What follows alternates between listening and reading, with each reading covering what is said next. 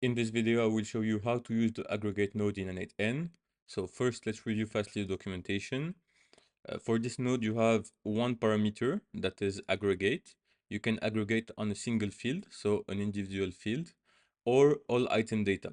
If you choose to aggregate on an individual field, you can directly put its name or rename it. And if you aggregate on all item data, you will have to enter the name of the field to output the data in and include one of the following: all fields, some specific fields, or all the fields except one or many. So let's go back here. So this is a basic workflow to understand how to use the aggregate node. The first node is a basic trigger.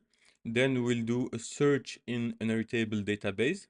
So I took one that I created for my SEO agent video. So basically these are seed keywords. You have, for example, freelance web with the monthly traffic difficulty and ratio. But let's say we only wanted to keep the keywords, so freelance web, web agency, e-commerce design, web design, etc. Here, what we will use is an aggregate node. So as I said, the parameter is aggregate. So you can aggregate on individual field or all item data. But here, because we want only to keep the name of the keywords, we only aggregate on individual fields. And the input field name is keyword. That is here. You can also rename it if you want, but as you can see on the right side, you have the list, so one item that is an array of the keywords. What you can do after this is, for example, use a split out node or a loop over item to execute some extra steps on these keywords if you want to apply a specific treatment to these keywords.